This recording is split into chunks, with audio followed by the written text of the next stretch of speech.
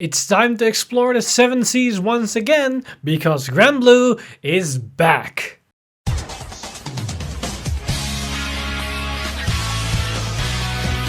Stand up! Vanguard! Fighters, welcome back to the last set review of My Glorious Justice, and today we're going to take a look at Granblue. We already discussed about the new Dimension Police as well as the new Aquaforce card, so today we're going to take a look at these new zombie pirates as well as ghosts and ghost ships and whatnot that has been revealed for Granblue. And these new cards are looking pretty damn interesting and strong, as Granblue has become a lot more consistent, a lot more powerful, as well as a lot more faster than it used to be. So without further ado, let's jump right into these new cards and see how we're gonna change Granblue after this new set hits the English format. Just like the other clans, Granblue also got a reprint of the old triggers. They're gonna be all 1-stars as there are just reprints. But besides that, they also got a new crit, so they have 3 crit triggers, and for them it's Rough She Banshee. And this is one also 3 stars, as it is a new trigger, which means more playability and more options for Granblue. They also got a new starter, and that's Captain Nightkid, but also 1 star for this one, as it's just a reprint starter. Even though it is a better artwork for most people, it is still a carbon copy of what we already had. Then we also got a new vanilla grade 1, but unlike the other ones that got a new grade 1 vanilla card that was in the other clans, Granblue got the exact same vanilla grade 1 that they had with the first set, as this is a copy of Indrid Shade. So I'm only gonna give it 1 star, as that card wasn't that great, and this is an exact copy, so this one wouldn't be any better. But they also got a new grade 2 vanilla, and that's Night Patrol Pirate Nilde, and this is basically the exact same stats as the grade 1, but then on the grade 2 body. However, this is going to be a 2-star card in my opinion, because it's on a grade 2 body. It's not that bad that it has so low attack power, because you're probably going to use it only in defense capabilities, and on a grade 2 you can revive it and intercept with it. And with Protect 2 that synergizes with this, so it becomes a 12k attacker as well as a 20k interceptor. So it does synergize somewhat with Protect 2. So for that I'm going to give it 2 stars, as it's a little bit better than grade 1. Then also they got the new grade 1 perfect guard, that's Dolph the Ghostie. Again, this is a 3-star card, as it opens up more playability and more deck designing for Granblue thanks to the inclusion of the new triggers. Now for the unique cards, and we're going to start off with a 2-card combo between 2 different grade 2s.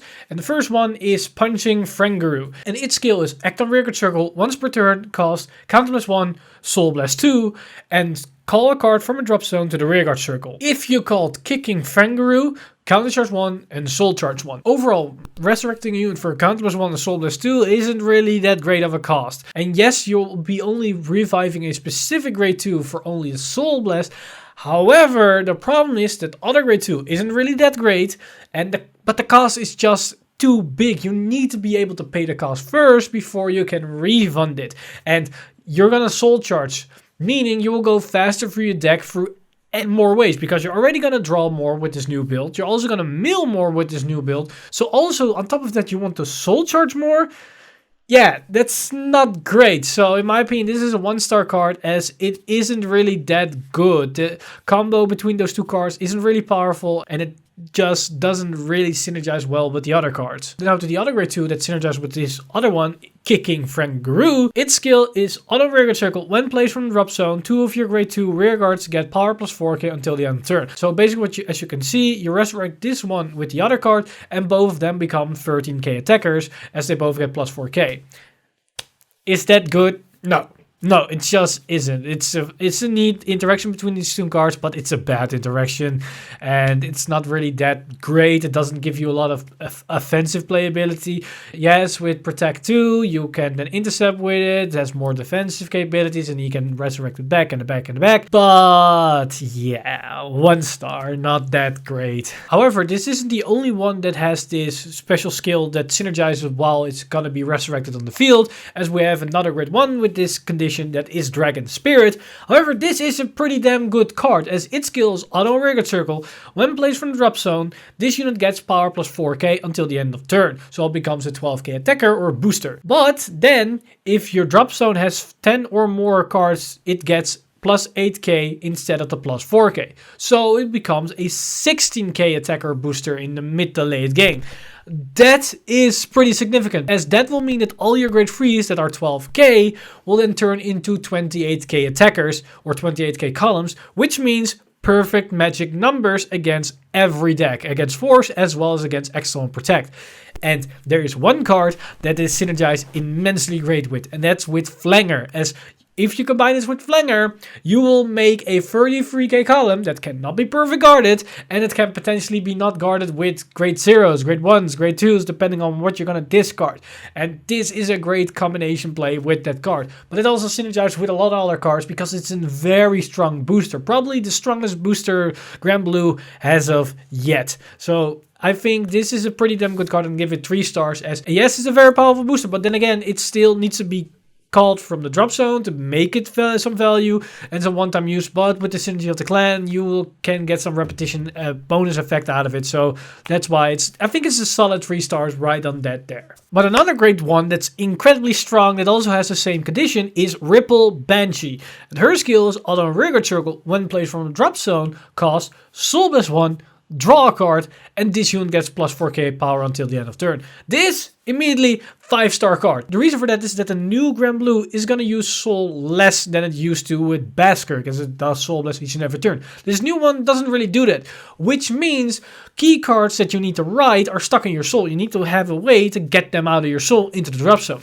This card fixes that. It Soul Blast them, but you also get a draw of it, so you have more defense, and it gains power. It does everything. It's a very good grade 1, and that's why it's definitely a 5-star card in my opinion, as it is almost an obvious include in these new Granblue builds, as we're going to see with the other cards that has been revealed for this set. Then we have a grade 3 with a somewhat similar condition, however this is a little bit different, as its skill is auto. When it's put into the drop zone from your deck, cost Soul Blast 1, call this card to the Vanguard circle, and it gets power plus 10k until the end of turn. So basically this synergizes with a lot of cards that can mill cards from your deck.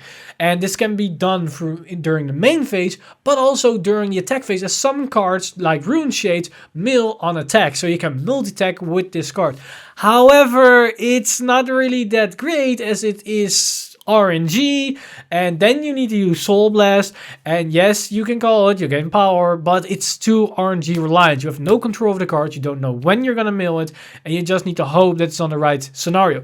It can be very awesome in the early game when you use it on your grade 1 turn, mill it, and then you can call it, and well, then you have a grade 3 on the field, but also it's a grade 3 without a protect marker. Sure, that will not be that significant in Granblue in the way that how the clan works, but overall, I just cannot give it more than 1 star, as probably just a filler card for the pack, and I don't see really anybody using the card because you can never really rely on the card, because once it's in your drop zone, or it's in your hand, or it's in your soul, it's a dead card. Then we got this grade 1 that is Skeleton Sniper, and its skill is auto. When it's retired from the rearguard circle, you may put 2 cards from the top of your deck into your drop zone. Yeah, this isn't really that great of a card, it's just an anti-aggro tool, as you need to retire this thing from your rearguard circle.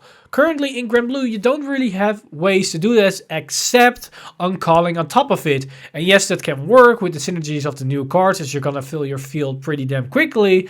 But besides that, it doesn't really do that. And the mill, yeah, it's handy and it does synergize what the clan wants to do. But the way that it's described and how you need to do it, it doesn't really get you a lot of value out of it. It doesn't really plus you in any way, or it's a direct minus and nothing really more than that.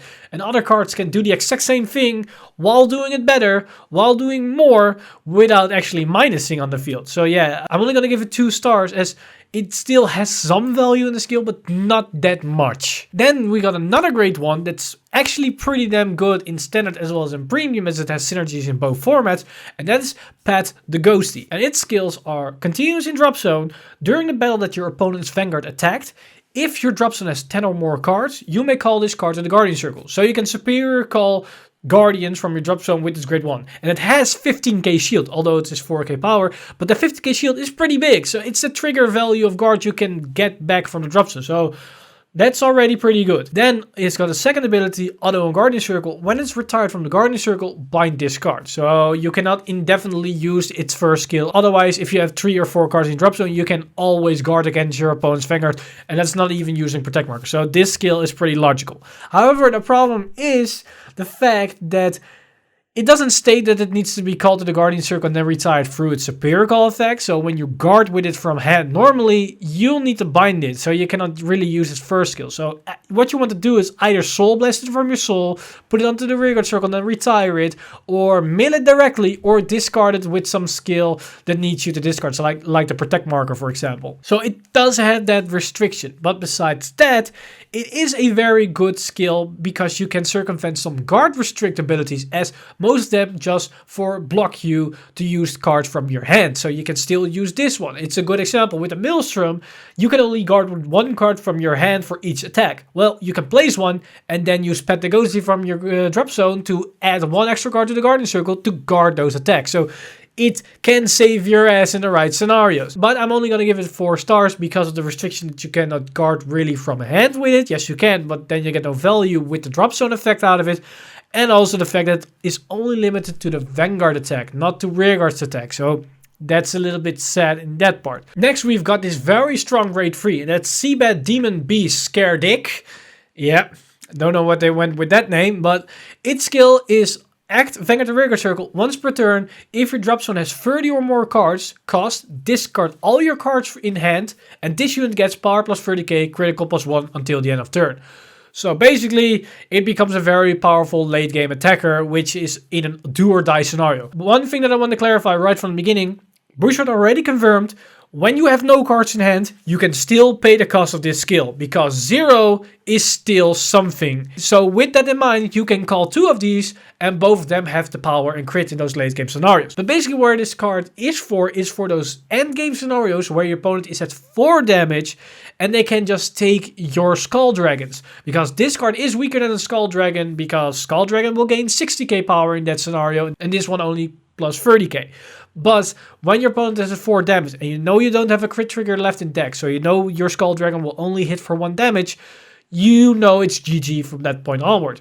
But thanks to this card, you can still have a way to win, even though your opponent's at 4 damage, because you can attack with 2 crit units for that one final turn. So for that, I'm going to give it 3 stars, as it can be a good 1 or 2 tech card for your Granblue decks, to have a out in those scenarios where you know you can no longer win because your opponent can perfect guard your Vanguard and just take your Skull Dragon. Next up, we've got a new resource card in the form of this grade 1 Troubadour Dead Alfio, and its skills on a Rearguard Circle. When placed from hand, if your drop zone has 10 or more cards, discard a card from your hand and countercharge 1 and soul charge 1.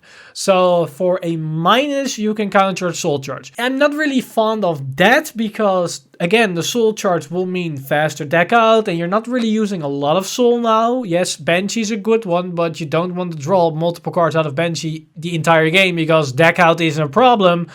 But also the countercharge is, yeah, you can use the Counterblast, but I don't think it's not really that necessary, and we got a way better card that can more value out of it, and that's Cutlass. You probably want to use Cutlass more than this card, as both of them have lower power, so that is not an issue in both cards, but the fact that Cutlass is a plus, and this is a minus, is a big difference. That's a card economy difference of 2 cards. Yeah, I know which one I want to choose instead of the other. And also the fact that this one needs to be placed from hand is a little bit limited. We have a way out to fetch this thing from the drop zone back to your hand. We're going to talk about this card in a second. But you rather don't want to use that card for this card, as you have way better, way stronger plays for that. So for me, it's only a 3 stars, as a resource card is always good. But this isn't the best kind of resource card that we can use right now. Maybe in the future, this might actually be a very good card, because it does generate both resources in one single card. That's not something you need to overlook. It can be a good card in the future. Then next, for another grade 3, we have Master Swordsman Nightstorm. And its skills is auto and Vanguard the Rearguard Circle. When placed, put 2 cards from the top of your deck into your drop zone, and this unit gets power plus 5k until the end of turn. This is just a good overall card for the engine, as it just mills your deck. It can be a little bit strong attacker on the Vanguard as well as the Rearguard. For standard, it's not really that significant, but for premium, this can be really good, as it's an on-place effect, gives a protect marker, then you mill something, and then you can go straight into something. It does synergize with a lot of things that the premium variant wants to do. So for that, skill's already pretty damn good. But then we got a second ability, and it's auto and Vanguard the Rearguard Circle. When it attacks a Vanguard, if your drop zone has 10 or more cards, count plus 1 and draw a card. Yeah, it's pretty solid skill. You on attack, draw 1, not really that bad. You go faster for your deck, you mill something with this other skill, It's a pretty decent card. It works on Vanguard the Rearguard Circle, a very versatile card, and I have to give it 4 stars, as it can be used in a variety of strategies in either standard as well as premium. It mills, it draws, it powers, it defends, it does everything. Then another very powerful attacker for Granblue is this new grade 2 Stormride Ghostie ship. And its skills is continuous in hand. This unit cannot be normal called. Cannot be called to the Guardian Circle either. Basically the same restrictions that we had with Skull Dragon. Not something that we can deal with, as again we have cards that let us discard cards, as well as we need to use something for our perfect guards. We can also write it, put it into the soul, and we can directly mill it from the deck, so we can circumvent this in most scenarios. But then it's got a second ability which makes the card pretty damn good. That's Auto Rearguard Circle. When it attacks, this unit gets power plus 15k until the end of the battle. And end of the battle, draw a card and retire this unit. It's very similar to what Skull Dragon does, as it becomes a very powerful attacker. It's a 24k attacker. But in late game scenarios, Skull Dragon will be amounting more damage. However, this is a card that can be called out earlier in the game, as it's a grade 2, but also it can draw you a card. Skull Dragon is a minus, this one is a net 0. You call it, it dies, and then you draw one. But that net 0 can give you key pieces to hand. Maybe your grade 3s, maybe more defense, maybe a combo card, all kinds of shenanigans, and this card enables that. So I think it's definitely a 5-star card, as it's a very good aggressive, a very good cycle tool, as well as it allows you to maybe have some better defense later down the road. Then next up, we got another grade 2, and this one is amazing. This is basically where all the other cards, especially the ones that need to be placed from hand, like Troubadour, comes into play, and you see how this card works. It also synergizes with cards that need to be discarded from hand to have some value, like Ghost Ship, for example. And that's none other than this grade 2 Greed Shade. And its skills is continuous and Vanguard the Rearguard Circle. During your turn, if your drop zone has 10 or more cards, this unit gets power plus 5k. So it's a 14k attacker on Vanguard the Rearguard Circle during the mid and late game. That's very similar to what we've seen with Ruin Shade and other cards in the past that gains power through the amount of cards in your drop zone. It's just a solid skill on its own. It doesn't really help with that in that skill, but it allows it to be a powerful attacker. However, the amazing aspect of the card comes in its following ability, and it's Auto Rearguard Circle. When placed, cost, discard a card from your hand, put 2 cards from the top of your deck into the drop zone, and return a card not named Greed Shade from your drop zone to your hand. This is an amazing ability, and before we're even going to talk about how this is amazing, I'm already going to tell you, this is a 6-star card. That's unprecedented, as I only did 6 stars for VRs, for the grade 3s. This is the first time on a grade 2, and the reason for that is that first off, his ability isn't restricted to be called from hand. So you can use his ability over and over again, while you can recall it with special abilities from the drop zone. That is one key point about it. Its other thing is that you can get cards from the drop zone to your hand, not to the field, to your hand. So that means card that has unplace ability from hand can be activated. As well as you can fetch your grade 3s that you need to write each turn back to your hand, so you can get more protect markers on a more consistent basis. Something that Granblue had issues with, as they were milling blindly and in most cases milled all their Baskerks. This will fetch those Baskerks back to hand for all kinds of cards. You can ditch a grade 2 that you don't need, as it probably has a superior call effect, so you want to have it in the drop zone, so why not get a grade 3 back? Also, in a pinch, you can discard a grade 3 and get a heal trigger or a crit trigger back to hand to have some more defensive capabilities. This synergizes with that. Also, the fact that you discard something, you can discard cards that cannot be called, like Ghost Ship, maybe the new grade 1 Ghostie that you want to have in the drop zone for the superior guard effect, something like Skull Dragon, are also good discard fodder for this card. But also what's amazing about this card is you can make some loops with certain cards. A good example is with Perfect Guard. You can just put a Perfect Guard into the drop zone, then use its skill to discard a card, get the Perfect Guard back to hand. And with the Protect marker, you have gained just 2 Perfect Guards in one turn.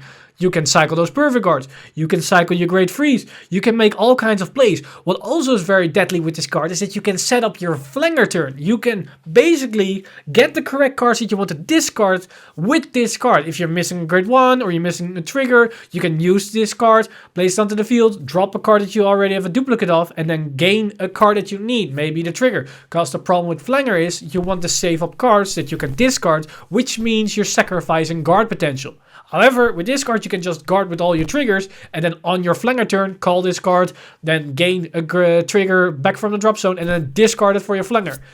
amazing synergies. This card is already pretty damn good with what we already have right now. But it will only get better with more support when we get more Granblue cards. There is no limit to this card thanks to the way how this card is described for skills. Definitely 6 stars, undoubtedly. It's probably the best card for Granblue they got in their first wave combined with this new wave. There is no better card in my opinion. But there is one that is contesting for that spot very closely, and that's the VR of course, and that is Ice Prison Necromancer Cocytus or Cocytus or how you want to pronounce that name. I don't care, because its skills is continuous on Vanguard Circle. During your turn, if your drop zone has 10 or more cards, this unit gets power plus 10k. If it has 20 or more cards, it gets power plus 20k, critical plus 1 instead of the 10k. So either it is a 22k attacker or a 32k attacker with 2 crits. And the reason why it's either one of those and never a 12k attacker, well, maybe in some scenarios when you're very unlucky, and that's because of his following ability, that's act on Vanguard Circle, once per turn, cost count up as 1 and put 4 cards from the top of your deck into your drop zone and call up the number of grade 3 cards in your soul plus 2 of cards from your drop zone to the Vanguard Circle. This card can basically fill an entire field out of nowhere, and this synergizes with a lot of cards. Not only does it synergize with the old Romario, because Romario you want to usually put a grade 3 in your soul, then mill some cards, and that grade 3 can be ready for your flanger, but now it's not only good for flanger, it's also good for Cocytus, as you can write your first Cocytus and then already superior call 3 units. That's pretty significant on one turn for one counterblast. But also this card synergizes with Greed Shade, as you can superior call Greed Shade with ability, cycle maybe a perfect guard or another great unit or a trigger, whatever, maybe another great freeze. There are endless ways of this card to synergize with other cards that you can just rebuild fields. You can call all kinds of once per turn ability effects like Dragon Spirit that keeps getting its plus 8k power. You can also then call out a bunch of Banshees to draw more cards. There are so many playabilities with this card because you can superior call so many cards in one go. The only downside is that it will go to deck out pretty damn fast thanks to the 4 cards you're milling already on this card. And if you look at how this card works, it's basically an overpowered version of Beskirk, as Beskirk can also become the same power, 32k with a crit, but it can only superior call 1 unit, and you need to call a grade 3 to get that scenario. But in most cases, this card is better than Beskirk because you can superior call multiple units, you gain more power and crit on a more consistent basis when you're going into mid to late game.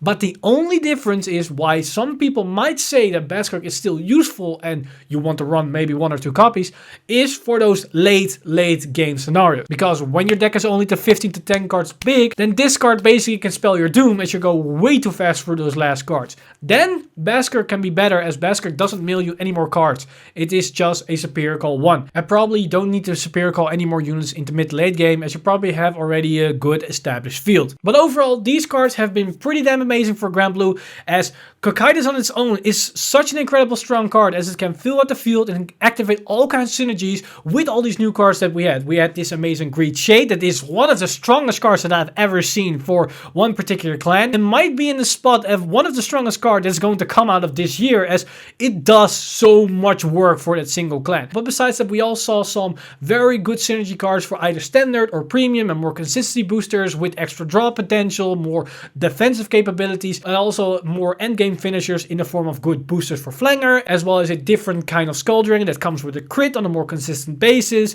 So overall, Granblue is looking very interesting and very solid with all these new additions, and might be in a good ride with the upcoming support waves, as it does look solid and strong enough to at least survive longer than it did with our wave 1 support that was lacking in endgame potential. This new build definitely has more endgame potential. However, you still need to be careful by not overextending too much, because Cocytus will definitely rush you towards the deck out with the amount of milling you're going to do with that card. But that's basically everything for this set review. We have seen a lot of good new cards for Granblue, and I think it's a very solid addition for them, and they have enough playability right now and a lot of good potential for future cards thanks to cards like Cocytus as well as Greed Shade that I think that Granblue is in a very good spot. That wasn't something you could say 1 year ago with the first wave. That was still on the iffy side, and we're still guessing if the new support was good enough. Even if this will not be good enough to make a good meta impact, I am definitely certain that this is the very good foundation and groundwork for the next support set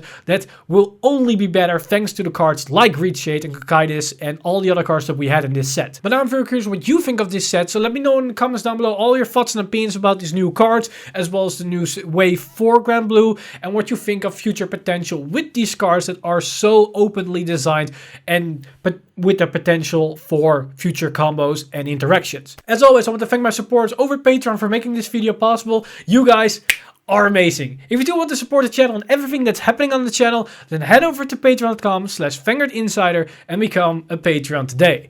But with that said, I'm Mr. Time Leap, and I see you guys in the next one.